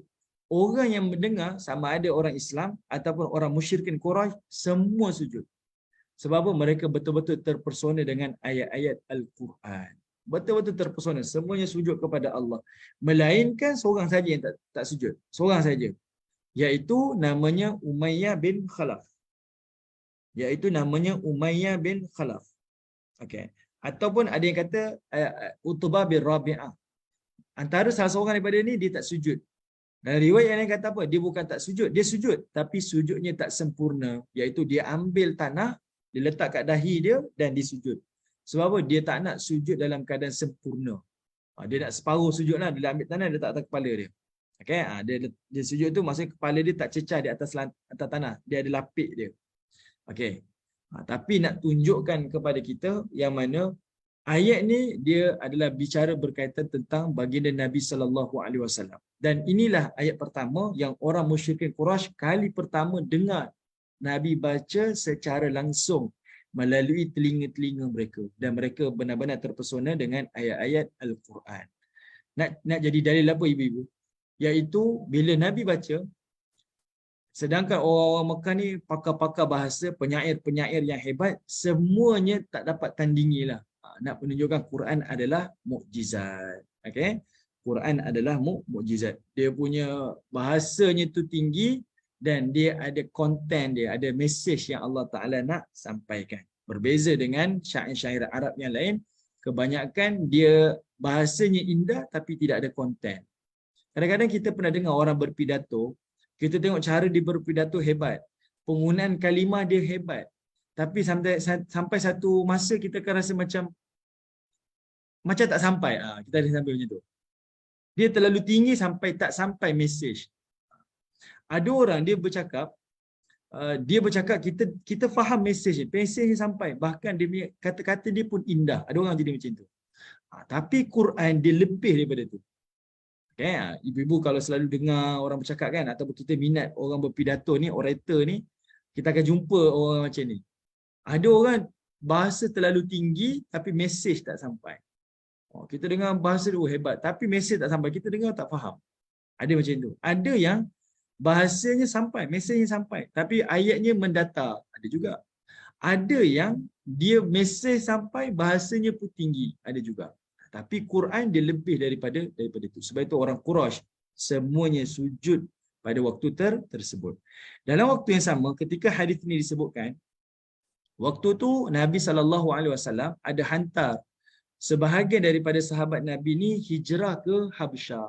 Okay, hijrah ke Habsyah. Waktu hijrahnya ke Habsyah, sahabat-sahabat Nabi ni dah 3 bulan stay dekat Habsyah. Dan mereka ni dengar satu cerita yang mana orang Mekah masuk Islam. Rumors. Satu kabar angin kata orang Mekah masuk Islam. Sebab apa? Sebab peristiwa ni. Tersebarlah berita orang Mekah masuk Islam sebab mereka sujud di belakang Nabi SAW waktu Nabi baca surah An-Najm. Jadinya mereka pun sujud. Dan orang Habsyah ni, sahabat-sahabat Nabi yang hijrah ke Habsyah dengar. Dan mereka pun pakat balik lah. Sebab apa? Kira Mekah dah merdeka lah, konon macam itulah. Mereka pun patah balik. Tapi sebelum mereka sampai dekat kota Mekah, kapal yang mereka naiki tu nak parking dah, nak berhenti dah. Waktu tu barulah mereka dengar cerita yang sebenar. Sebenarnya tidak ada orang Mekah yang beriman pun. Tapi mereka telah mendengar Nabi membaca surah An-Najm. Okay? Itu antaralah hadis yang bicara berkaitan tentang surah An-Najm. Okey, baik. Ibu-ibu, ayah-ayah yang dirahmati oleh Allah Subhanahu wa taala. Boleh kita mulakan? Kita tengok pada surah An-Najm. Okey, sebelum tu tak ada apa-apa soalan kan? Kita ada soalan tak? Tak ada. Kejap saya tengok mungkin di Facebook ke? Fatin ada kat Facebook, ada tak soalan? Tak ada. Tak ada kan dekat Facebook? Okey. Alright. Okay, baik. Kita tengok. Bismillahirrahmanirrahim. Allah Ta'ala mulakan. Wan najmi idha hawa. Kata Allah Subhanahu Wa Ta'ala, demi bintang ketika terbenam. Okay, demi bintang ketika terbenam. Perkataan An-Najmi ini adalah bintang. An-Najmi ini adalah bintang yang Allah Ta'ala bersumpah. Okey, baik. Bintang ni, okey. Perkataan An-Najm ataupun An-Najmu, kita sebut dalam, kita bagi nama anak kita Najmi. Najm ni bintang, dia tak sama dengan perkataan Al-Misbah. Dia tak sama dengan perkataan Al-Burush. Dia tak sama dengan perkataan Al-Kaukabu ataupun Al-Kawakib kan. Macam-macam nama bintang yang Allah sebut di dalam Al-Quran. Selalunya An-Najmu ini akan dibandingkan namanya, perbezaan di antara An-Najmu dengan Al-Kaukab. Okey, dengan Al-Kaukab. Okey, apa beza An-Najmu dengan Al-Kaukab, dengan Al-Burush dan sebagainya? Baik. Kalau Al-Kaukab, sebahagian mufassirin berpandangan Kaukab ni adalah planet. Okey, ini dalam bahasa moden lah. Kaukab ini adalah planet. Okey, Kaukab ni adalah planet. Dia adalah objek-objek yang berada di langit yang dikenali sebagai planet. Itu namanya Kaukab. Sebab itu bila Nabi Yusuf AS kata apa? Inni ra'aitu ahada asyara kaukaban. Disebut Kaukab. Plural kepada disebut sebagai Kaukab. Asyara kaukaban wasyamsa wal qamar. Dia kata aku tengok ada 11 planet termasuk matahari dan juga bulan sujud kepada aku. Dia sebut perkataan Kaukab. Okey. Cuma sebahagian para ulama tafsir kata apa? Kaukab bukan planet. Dia termasuk juga dengan bintang-bintang. Ada kategori bintang-bintang. Okey, apa bezanya ibu-ibu? Kita tengok Sebab ada satu hadis Nabi sebut di telaga Al-Kautsar nanti, di haud, di telaga Nabi di hari akhirat, kata Nabi SAW, ada haud di hari akhirat nanti, cawan yang disediakan di haud nanti, di telaga Kautsar nanti adalah sebanyak seperti Kaukab, kata Nabi. Jadi para ulama kata apa? Kalau Kaukab itu merujuk pada planet, planet ada 8, ada 11 planet contohlah. Takkanlah gelas-gelas di telaga Al-Kautsar nanti ada bilangan seperti itu. Okay, ada bilangan seperti itu. Jadi ada para ulama tafsir memegang perkataan Kaukab ataupun Kawakibu, bintang-bintang dekat situ adalah planet. Dan sebahagian ada yang menolak. Dia kata Kawakib ataupun Kaukab itu adalah bintang-bintang di langit juga. Kenapa saya sebut ini ibu-ibu? Sebab saya nak bandingkan ibu-ibu dengan perkataan An-Najm. Nanti baru kita nampak highlight. Apa maksud An-Najm? Okey, itu pertamalah. Yang kedua, An-Najm ni pula disebut sebagai bintang-bintang yang kita nampak dekat langit tu. Kita dongak kepala tengok langit tu ada bintang, maka bintang itu dikenali sebagai An-Najm. Okey, An-Najm. Baik, apa beza An-Najm dan juga Kaukab? Okey. Kalau An-Najm ni yang Nabi SAW selalu sebut, di Telaga Al-Kautsar, di haudi aku nanti, di telaga aku nanti, bekas-bekas minuman itu kata Nabi SAW lebih banyak daripada An-Najm. Lebih banyak daripada bintang-bintang di langit. Jadi ayat tu lebih menepati kefahaman kita lah. Bintang di langit ni kita angkat kepala tengok bintang terlalu banyak. Sangat banyak. Sangat banyak. Jadi macam itulah gelas-gelas yang Allah sediakan di Telaga Al-Kautsar. Jadi kita jangan risau. Saya ni dapat minum ke tidak? Sebab bilion manusia di mahsyar menuju kepada telaga yang satu. Saya ni dapat minum ke tidak? Banyak orang nak minum ni. Isunya semua cukup. Yang jadi isu adalah kita layak ke tak layak daripada minum Telaga Al-Kautsar. Sebab itu Nabi sebut bekas-bekas minuman itu, cawan-cawan itu lebih banyak daripada bintang-bintang di langit. Okey. Baik, sekarang kita tengok. Apa beza An-Najm ni dengan Kaukab? Okey. Kaukab ini adalah bintang yang besar. Bintang yang besar dan terang benderang. Bintang yang besar dan terang benderang. Okey. Kalau ibu-ibu baca dalam dalam surah, saya tak ingatlah surah apa surah Al-Infitar, surah Al-Insyiqaq, Allah Taala ada sebut berkaitan tentang bintang-bintang Al-Kaukab ini akan bertaburan. Kata Allah Subhanahu Wa Taala, bintang-bintang ni akan bertaburan. Allah menggunakan perkataan bintang-bintang kaukab. Kenapa? Sebab Allah nak tunjuk bintang-bintang yang besar ni runtuh. Kalau bintang-bintang besar pun runtuh, maka bintang-bintang yang kecil pun akan runtuh juga. Semua akan Allah hancur dan semuanya Allah binasakan. Okey. Al-Kaukab merujuk pada bintang yang paling besar, yang paling bergemerlapan, yang paling terang benderang. Itu Kaukab. Jadinya, kalau perkataan Najm ini apa? An-Najm ini adalah bintang yang dia terang di waktu malam.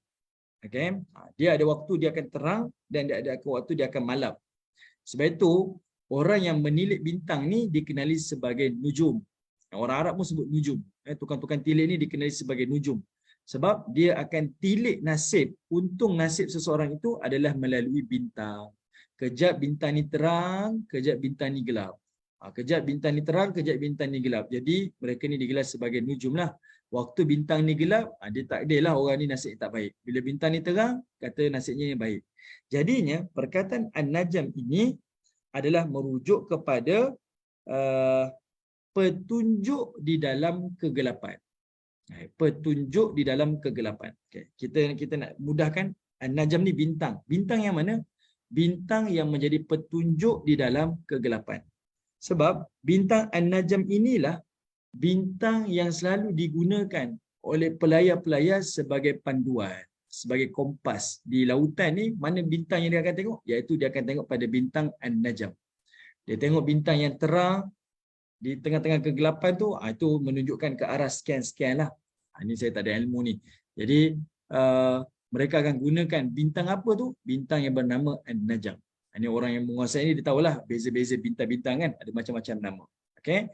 Jadinya, Allah Ta'ala menyebutkan tentang An-Najm ini sebab Allah Ta'ala nak bercerita berkaitan tentang Al-Quran. Quran yang Allah turunkan ini, dia adalah umpama petunjuk dalam kegelapan. Dia adalah iman di dalam kegelapan. Okay? Manusia hidup dalam kegelapan ni, iaitu tanpa tauhid, tanpa mengenal Allah. Kita hidup dalam kegelapan. Jadi datangnya Quran, datangnya wahyu daripada Allah ni, dia menjadi petunjuk yang terang di dalam kegelapan. Kamu akan nampak kebenaran tu jelas, terang benderang, menjadi petunjuk di dalam kehidupan kita. Okey, jelas ibu-ibu? Maka sebab itu Allah memilih perkataan wan najmi idza hawa. Allah tak kata wal kaukabu idza hawa. Allah tak kata wal buruj idza hawa. Allah tak kata wat tariq idza hawa. Semua ni perkataan bintang-bintang. Tapi ada perkataan yang tertentu saja yang Allah pilih sebab dia memberi isyarat. Okey. Baik, jelas Baik, kemudian Allah kata apa? Idza hawa. Apabila bintang itu terbenam. Ada yang kata apabila bintang itu menjunam. Allah Ta'ala bersumpah demi bintang yang terbenam. Artinya apa? Bintang itu terbenam, maka naiklah fajar. Naiklah waktu siang. Okey, ada yang bersumpah, ada yang mengatakan wan najam ini adalah merujuk kepada meteor. Ni macam-macam tafsiran lah. Saya tak bincang lah. Ni perbincangan ni adalah perbincangan akademik. Saya baca kertas kerja daripada USIM, daripada mana ya? UM, ada tentang perbezaan perkataan bintang di dalam Al-Quran. Ni kajian-kajian akademik ni. Dia bawa lah pandangan-pandangan tersebut. Okey. Baik. Sekarang kita tengok bila Allah Taala bersumpah dah dengan bintang yang akan tenggelam, maksudnya bintang yang terang benderang ni pada waktu malam. Lalu kata Allah Taala pada ayat kedua, kata Allah ma dhalla sahibukum wa ma ghawa. Ni Allah nak cerita pasal Nabi. Allah kata apa? Ma dhalla sahibukum wa ma ghawa. Dan tidaklah, ma dekat situ adalah ma an-nafi, Allah menafikan. Kata Allah Taala ma dhalla, dan tidak sesat sahibukum, sahabat kamu itu, wa ma ghawa, dan tidak keliru. Maksudnya Allah membersihkan Nabi daripada tuduhan. Nampak tak? Dia adalah turutan daripada surah Az-Zariyat, surah At-Tur, dan sekarang kita berada di surah An-Najm. Okey. Mula-mula Az-Zariyat, orang Quraisy tuduh Nabi. Masuk surah At-Tur, Allah Ta'ala mengancam dan Allah tanya soalan-soalan yang membuatkan orang Quraisy kena berfikir, betul ke tuduhan kamu ni? Betul ke kebenaran itu di pihak kamu atau di pihak Muhammad? Sekarang An-Najm, Allah cerita tentang baginda Nabi SAW. Allah sucikan Nabi daripada tuduhan. Ayat kedua je, Allah terus sebut, ma dhalla sahibukum wa ma ghawa. Sebab ayat pertama tu sebagai simbol kehadiran Muhammad menyampaikan wahyu ni, dia adalah petunjuk dalam kegelapan. Benda tu terang benderang, kamu tak boleh nafikan. Kebenaran tu adalah perkara yang hak. Dia bukan benda yang sama-sama. Dia macam bintang An-Najm yang duduk di tengah-tengah malam, dia paling terang. Macam itulah cahaya kebenaran, wahyu yang diturunkan oleh Allah kepada baginda Nabi SAW. Jadi Allah kata yang kedua ni, ma dhalla sahibukum, kawan kamu tak sesat, wa ma ghawa, dan dia tak keliru. Okey, apa maksud ma dhalla, tak sesat? Nabi ni tak sesat, artinya tak sesat dekat sini adalah bermaksud Nabi SAW ini tidak bodoh. Saya minta maaf saya sebut. Dalam tafsir sebut apa? Perkataan dhalla, sesat tu adalah Allah menafikan Nabi ni tidak bodoh. Artinya Nabi ni bijaksana. Nabi ni bijaksana. Sebab perkataan bodoh, perkataan dhalla, sesat, dia seerti dengan perkataan manusia yang bodoh berjalan tanpa ilmu dan tanpa petunjuk. Okay, itu perkataan sesat. Jadi Allah nafikan. Okay, saya ulang lagi sekali ibu. Perkataan dhalla, Allah kata Muhammad itu kawan kamu yang tidak sesat. Apa maksud tak sesat? Sesat adalah bererti orang yang bodoh jalan tanpa ilmu dan dia berjalan tanpa petunjuk ataupun tanpa panduan. Jadi Allah nafikan Muhammad ma dhalla. Muhammad tak sesat, artinya Muhammad itu bijak. Dia berjalan dengan ilmu dan dia berjalan dengan petunjuk daripada Allah. Itu perkataan ma dhalla. Jelas ke? Jadi itu satu isyarat yang mana baginda Nabi SAW semua perilakunya dia dilakukan dalam keadaan dia ada ilmu dengan kebijaksanaan. Dan hari ini pun kita tak boleh nafikan. Semua manusia mengkaji tentang perilaku Nabi, cara tidur Nabi, cara makan Nabi, cara bercakap Nabi, cara berjalan Nabi. Semua ada hikmah-hikmahnya.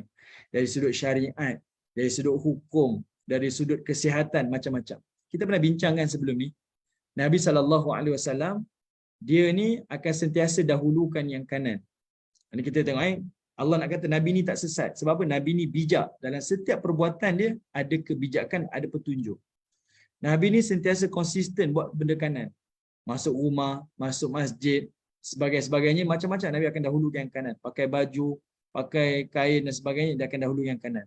Ada part Nabi akan dahulukan yang kiri. Secara konsisten. Saya sebut daripada ibu-ibu. Apa pengajaran yang kita nak belajar daripada Nabi ni? Yang Nabi konsisten kanan-kanan, kiri-kiri. Pengajaran dia adalah tunjukkan kepada kita, Nabi ni adalah orang yang well managed, orang yang teratur, orang yang tersusun kehidupan dia. Sebab semua yang dia buat secara konsisten, dia takkan careless untuk dahulu yang kanan ataupun ke kiri. Dia sentiasa konsisten. Nak ni ke kanan, kanan. Yang ni kiri dan kiri. Sebagai contoh, kita tahu kanan dan kiri. mana tempat nak ke kanan, mana tempat nak ke kiri. Tapi sejujurnya kita semua tak buat secara konsisten. Kadang-kadang ingat, kadang-kadang tak ingat. Sebab apa jadi macam tu? Sebab kita bukan orang yang well managed. Kita tak teratur. Kadang-kadang kita kelang kabut kan. Kita ikut dan macam itulah maksudnya. Jadi Nabi ni macam mana dia boleh buat konsisten kanan dan kiri? Sebab Nabi ni adalah orang yang tersusun, berdisiplin, orang yang teratur dan sebagainya. Okay, itu message lah. Maksudnya apa yang Nabi buat tu semua dengan panduan. Dan semua yang Nabi buat itu adalah dengan kebijaksanaan. Maka Allah kata Nabi ni ma dhalla, dia tak sesat. Dia tidak bodoh tetapi dia bijaksana dan dia berjalan atas muka bumi ini dengan ilmu dan panduan daripada Allah Ta'ala. Okey? Baik. Itu antaranya. Ataupun kita tengok benda yang lain. Nabi SAW, saya pernah sebut dah contoh. Nabi SAW kalau makan, dia akan makan Nabi akan makan sampai habis. Dan Nabi akan makan sampai Nabi akan jilat jari-jari baginda Nabi SAW. Betul? Nabi nak ajarkan kepada kita melalui sunnah tu bukan sekadar makan sampai habis, makan sampai jilat jari. Tapi Nabi nak ajarkan kepada kita, orang mukmin ni kalau dia buat kerja, dia mesti buat all out. Dia mesti buat sehabis baik. Dia buat mesti yang paling terbaik. Itulah orang mukmin. Sebab bab makan adalah bab yang paling remeh. Sehari semalam kita makan mungkin 5 kali, 6 kali. Kalaulah kita dilatih secara tidak sedar, makan saja dilatih makan sampai habis, makan sampai habis, makan sampai habis, percayalah dalam kehidupan dia, dalam hal yang lebih besar, dia mesti akan buat satu perkara tu mesti sampai sempurna. Dia akan buat satu perkara tu, dia tak akan lepaskan batuk di tengah jalan lah. Maksudnya dia akan buat sebaik mungkin, dia akan all out setiap perkara yang dia lakukan. Itu benda yang mengajar dari sudut mikro dalam hidup kehidupan kita, tapi memberi kesan kepada makro dalam kehidupan kita. Contoh, macam polis. Kalau mereka dilatih di Pulapol, pusat latihan polis. Sebelum dia nak jadi disiplin yang paling asas yang ditekankan adalah pastikan kasut berkilat, cadar katil mesti kemas, tegang. Kenapa? Sebab dia ajar dalam hal yang paling remeh. Kalau hal yang remeh kamu tak berdisiplin, dalam hal yang lebih besar kamu tak akan disiplin. Kalau hal remeh kamu berdisiplin, hal yang besar nanti dalam kehidupan insya-Allah lebih berdisiplin. Jadi macam itulah Nabi. Bab makan, bab kecil, bab remeh. Kalau ini pun dia ajar makan dengan habis, insya-Allah dalam urusan yang lebih besar kita akan buat satu perkara mesti sampai sempurna. Begitulah pengajarannya. Okey, sebab itu Allah kata Nabi ni ma dhalla, Nabi tak sesat. Nabi dipandu dengan cahaya wahyu dan Nabi ni orang yang bijaksana. Yang kedua, Allah menggunakan perkataan sahibukum. Sahibukum. Sahibukum, Allah sengaja menyebutkan. Allah tak sebut kata tidak sesat Muhammad itu, tapi Allah kata tak sesat sahabat kamu. Kenapa Allah kata sahabat? Sebab Allah nak bagi tahu orang Mekah kenal Nabi bukan kenal bau kenal, kenal sungguh. Sebab sahabat ni kita kenal dia luar dalam. Kita tahu latar belakang dia, kita tahu adik-beradik dia. Kita memang pernah duduk bersama dengan dia. Itu sahabat. Kita macam tu kan, ada kawan, ada teman, ada sahabat, semuanya beza-beza kan, memberi maksud mesej yang berbeza-beza. Di antara kita tahu ada kawan yang kita boleh bercerita, ada kawan yang saya tak boleh bercerita segalanya. Ada kawan yang memahami saya, ada kawan tak memahami saya. Jadi perkataan sahibukum, Allah nak kata orang Mekah kenal Nabi, kenal sungguh. Ini bukan pura-pura ni. Ini bukan cerita orang luar. Ini cerita antara kamu. Kamu kenal sahabat kamu. Siapa? Muhammad. Muhammad ni kawan kamu. Kamu kenal dia. Sungguh-sungguh kenal. Dia ni tak sesat. Kamu pun tahu dia tak sesat. Sebab apa yang dia buat lebih daripada apa yang kamu buat. Orang musyrikin Mekah. Dan kata Allah, wa ma ghawa. Dan Muhammad itu tidak keliru. Okey. Apa dimaksudkan dengan ghawa, tidak keliru? Perkataan ghawa di dalam bahasa Arab, ghawa dalam bahasa Arab ni adalah orang yang tahu kebenaran. Dia tahu benda tu benar. Ghawa ni dia tahu kebenaran tapi dia memilih untuk menyimpang daripada kebenaran dengan sengaja. Itu maksud ghawa. Okey, itu maksudnya ghawa. Dia tahu kebenaran, bukan dia tak tahu Kalau tak tahu dia tak keliru. Okey, sekarang ni dia tahu. Dia tahu ni kebenaran. Tapi dia memilih jalan selain daripada jalan kebenaran. Dia buat itu dengan keadaan dia sengaja. Dalam keadaan dia sedar dan dia sengaja. Saya tak nak ikut jalan kebenaran, saya nak ikut jalan lain. Itu namanya ghawa. Jadi Allah nafikan Nabi tak sesat dan Nabi ni tak ghawa. Dia tak buat macam tu. Okay? Dia tahu kebenaran dan dia berdiri di atas kebenaran. Bukan dia tahu kebenaran, dia menyimpan dari kebenaran. Baik, maksudnya apa ibu-ibu, ayah yang dirahmati Allah? Maksudnya, Nabi ni tidak sama dengan agama Nasrani dan Nabi ni tak sama dengan agama Yahudi. Okay, sebab orang Nasrani dan orang Yahudi, dia tahu kebenaran. Dia tahu. Tapi dia mengambil keputusan untuk menyelisih daripada kebenaran. Dia tahu ni kebenaran ni. Tapi dia konak ke tempat lain. Dia tinggalkan kebenaran sebab ada kepentingan peribadi lah. Kepentingan kuasa ke, kepentingan tahta ke, kepentingan harta, macam-macam kepentingan yang kita tak tahu. Jadi mereka nafikan kebenaran, mereka memilih untuk mengikut hawa nafsu dia. Sebab itu mereka tu dikelar sebagai al-ghawi, orang yang keliru. Orang yang keliru. Dia tahu kebenaran tapi tak nak ikut jalan kebenaran. Tapi Nabi SAW, Allah jamin, dia tidak dhal dan dia tidak ghawa.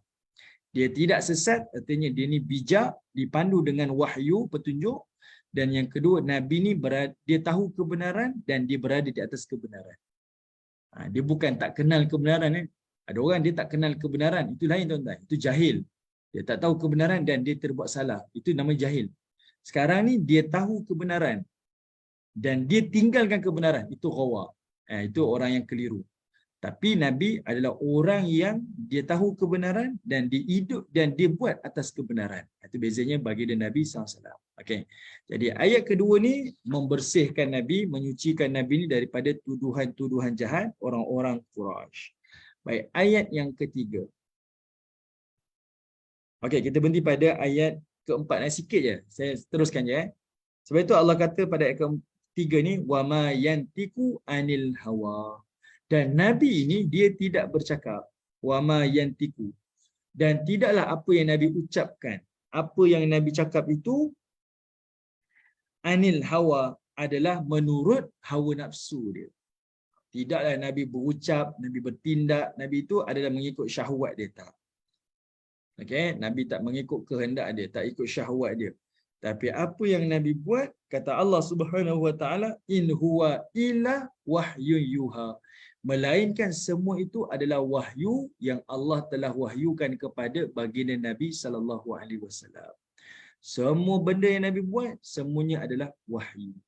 Okay? Semua Nabi buat, semuanya adalah wahyu. Mungkin ada kata, tapi Ustaz, ada satu peristiwa, bukankah ada seorang sahabat Nabi namanya Khubab bin Munzir kan?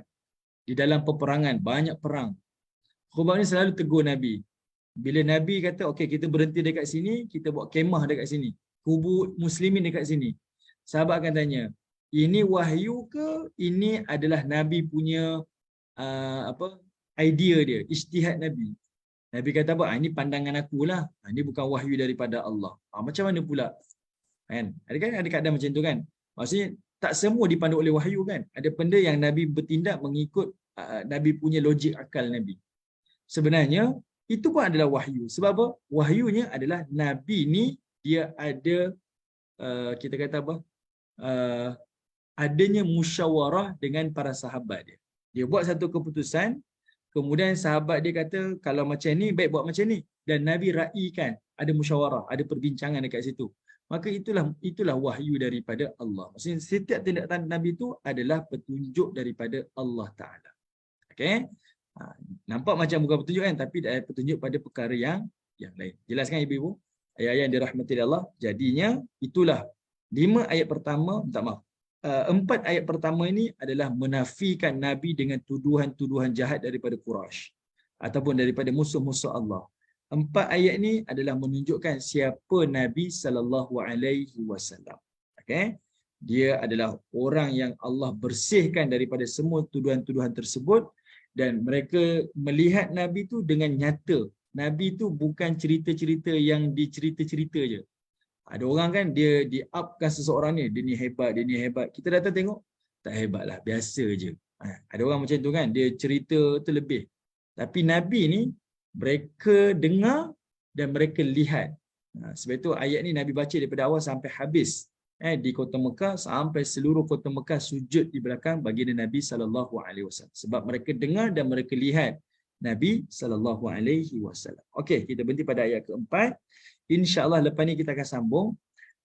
Allah Ta'ala berbicara berkaitan tentang Jibril AS. Apa yang Nabi dapat, dia bukan daripada sesuatu yang sesat ataupun sesuatu yang tak benar. Tetapi dia adalah datang daripada Jibril, dan Jibril ini adalah makhluk yang paling hampir dengan Allah Subhanahu Wa Taala. Maksudnya sumber yang Nabi dapat tu adalah sumber yang autentik. Bukan sumber yang macam orang musyrikin dapat. Orang musyrik dapat berita daripada kahin, dukun. Dukun dapat berita daripada syaitan. Jadi syaitan tu banyak pendustaan. Beza dengan Nabi, kita dapat maklumat daripada Nabi. Nabi dapat maklumat daripada Jibril. Siapa Jibril? Jibril adalah makhluk yang paling hampir dengan Allah Subhanahu Wa Taala. Macam itulah Allah Ta'ala nak sampaikan pada ayat-ayat selepas ini. Baik, insya-Allah. Wallahu ta'ala a'lam. Terima kasih kepada ibu-ibu yang menonton. Terima kasih kepada ibu-ibu yang setia bersama dengan saya dan juga PMP. Moga-moga Allah Subhanahu Wa Ta'ala berikan kita kefahaman. Terus kita menjadi ahli Quran, belajar, memahami Quran, dan kita berdoa supaya kita beramal dengan kandungan Quran, dan semoga Allah jadikan ia sebagai syafaat di hari akhirat, insya-Allah. Wallahu ta'ala a'lam. Terima kasih kepada semua. Assalamualaikum warahmatullahi wabarakatuh.